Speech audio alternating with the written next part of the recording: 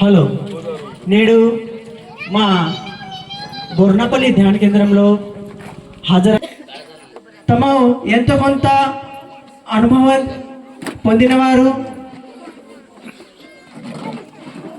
ఇది ధ్యాన ధారణ అనేది సనాతన సంస్కృతి కాబట్టి తమరు నేటి కార్యక్రమాలకు హాజరైనందుకు ప్రత్యేక ధన్యవాదాలు.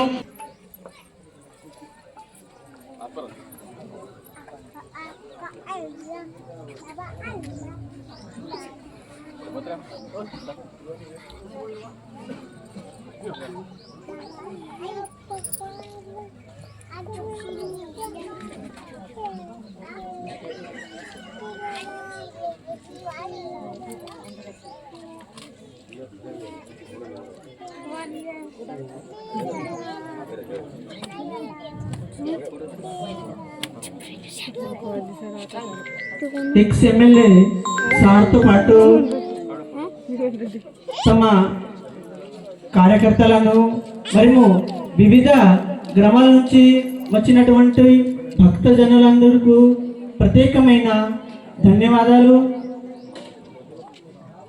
మరి మా బోర్నంపల్లి ధ్యాన కేంద్ర కమిటీ తరపున హార్దిక స్వాగతం, సుస్వాగతం.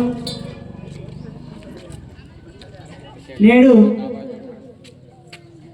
ఈ ఆధ్యాత్మిక సత్సంగ కార్యక్రమము 6వ సంవత్సరం చాలా ఉత్సాహంగా, ఉల్లాసంగా, ఘనంగా జరుపుకుంటున్నటువంటి మా గ్రామస్తులకు ప్రత్యేక ధన్యవాదాలు.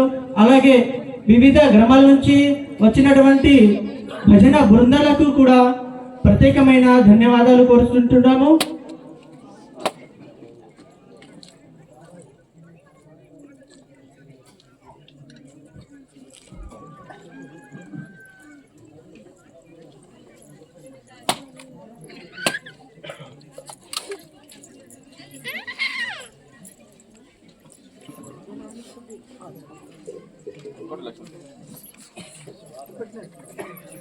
రమేష్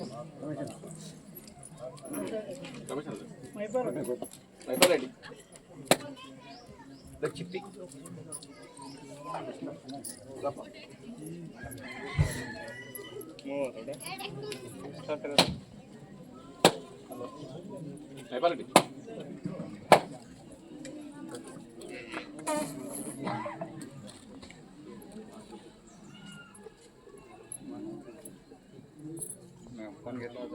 ఈ జెండాని దేవుడు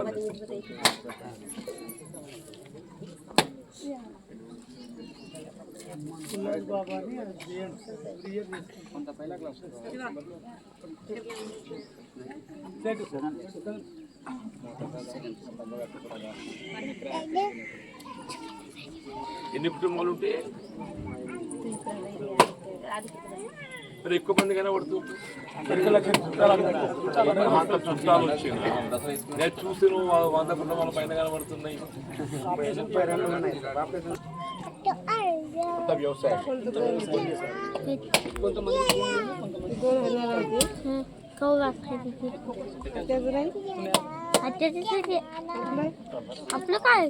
కౌలు మన బొమ్మలు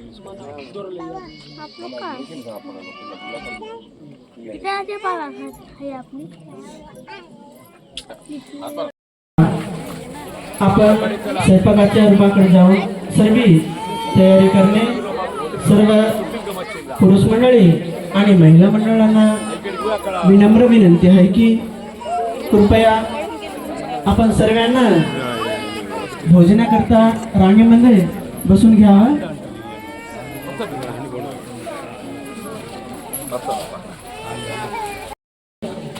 పాల్గొంటారని మనవి చేస్తున్నాను.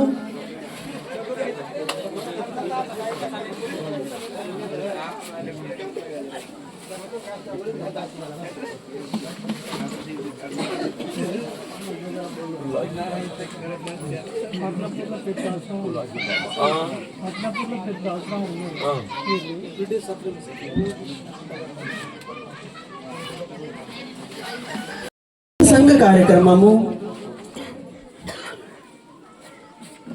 ఇప్పుడు సారు తక్కువ సమయంలో ఎంతో కొంత మా వంతు సమయం తీసుకున్నందు వలన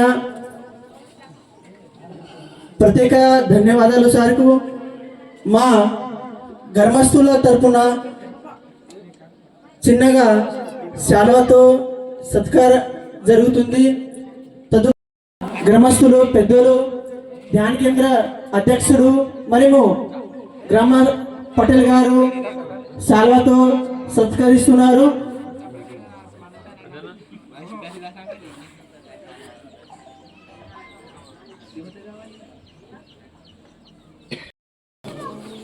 ఉపాధి నిమిత్తం అంటే దాదాపు 2 దశాబ్దాల క్రితం ఇక్కడికి వచ్చి ఇక్కడ స్థిరపడ్డటువంటి మా మరాఠా సోదరులు, మా సోదరిమణులు, ఆడబిడ్డలు, మా యువమిత్రులు, ముఖ్యంగా మా బోర్నపల్లి గ్రామ పెద్దలు, రైతు సోదరులు అందరికీ వీళ్ళ పూలాజీ బాబా గారి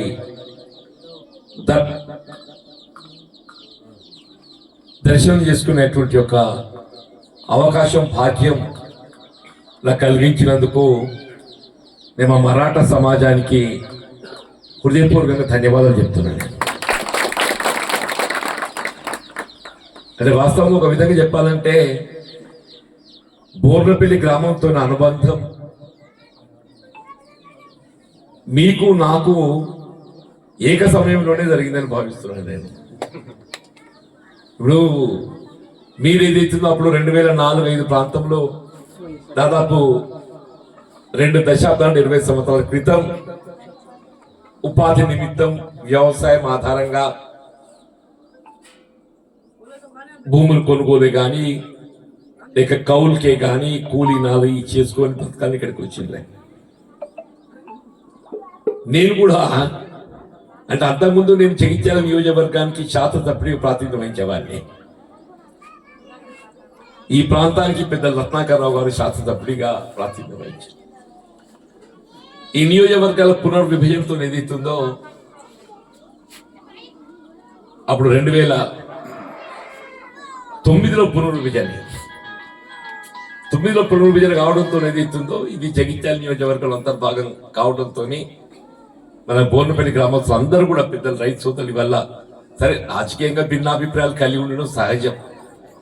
కానీ నన్ను మాత్రం ఏదైతుందో ఆదరించి ఈ గ్రామ సమస్యలను నా దృష్టికి తేవటం, ఒక విధంగా అప్పుడు రాయకల్ మండలానికి బోర్నపల్లి అంటే చివరి గ్రామం ఉంటుండే. మన అటు ఊటూరు కానీ లేక జన్నారం, కడెం, ఆదిలాబాద్ జిల్లాకి ఏదైతుందో మధ్యలో మన గోదావరి నది ప్రవహించడంతో ఏదైతుందో మనకి ఇక్కడికి పరిమితం అయిపోయింది. అప్పుడు నా అదృష్టం కొద్ది ఆరణ్య మంత్రి ఉంది. నా అందరు వచ్చి ఉంటాయి, అందరు కూడా వచ్చి మరి ఎట్లా మా బోర్నపల్లి గ్రామం రేపైతే మీరు ఇక్కడికి ఎన్నికల్లో పోటీ చేయడానికి వస్తున్నట్టు కనబడుతున్నది. మరి ఈ గ్రామానికి సౌకర్యాలు కల్పింపజేయడం కూడా మీరు బాధ్యతగా భావించాలని చెప్పాను. అంటే సరే అప్పుడు వంతెన నిర్మాణం చేయడం అంటే కొంత అంటే ఎక్కువ మొత్తంతో కూడుకున్న పని కాబట్టి అని చెప్పని గోదావరి నది వరకు డాంబర్ రోడ్ వేసింది. నాకు గుర్తొచ్చింది, అదే అంటున్నా, గోదావరి నది వరకు డాంబర్ రోడ్ వేసుకుందాం. సెక్రటరీకి వచ్చి అప్పుడు ఒక ఓరెడ్ ట్యాంక్ ఉంది. ఇది అప్పుడే మనం అక్కడ కమనూరు వంతెన మంజూరు చేసుకున్నాం. సరే నాకేంటంటే ఈ ప్రాంతంతో ఉన్నటువంటి ఒక అనుబంధం, ఈ తీర ప్రాంతం చివరి గ్రామాల యొక్క సమస్యలు ఎట్లుంటో తెలిసినటువంటి వాళ్ళు. 2014లో తెలంగాణ రాష్ట్ర ఏర్పాటు కాబడటం, అప్పుడు రాష్ట్రంలో టీఆర్ఎస్ ప్రభుత్వం ఏర్పడటం, కేసీఆర్ గారు ముఖ్యమంత్రిగా బాధ్యతలు చేపట్టడం, నేను ఎమ్మెల్యే గెలిచి వచ్చిన అదృష్టం, ప్రతిపక్ష పార్టీ కాంగ్రెస్ పార్టీ గెలిచి వచ్చింది.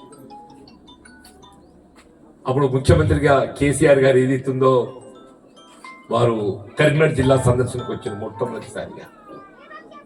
సాధారణంగా ప్రజాప్రతినిధి ఎవరైనా కానీ ఆ ప్రాంత సమస్యలను ప్రభుత్వాన్ని నివేదించటం, ఆ అవి ఏ విధంగా పరిశీలింపజేసుకునే ప్రయత్నం చేస్తారు ఎవరైనా. నాకు జగిత్యాల నియోజకవర్గానికి సంబంధించి ప్రధాన సమస్య మన రాయకల్ మండలానికి చెందినటువంటి ఒక బోర్నపల్లి గ్రామం ఇక్కడ. అప్పుడు ఎందుకంటే నేను ఆర్మీ మంత్రి ఉన్నప్పుడు నా దృష్టికి వచ్చింది. అప్పుడు నేను వంతెన మంజూరు చేయలేకపోయాను. కలమడుగు కమ్ములు చేసుకున్నాము, చేయలేకపోయినా గోదావరి నది వరకు ఏదైతే ఉందో రోడ్ వేసుకున్నాం.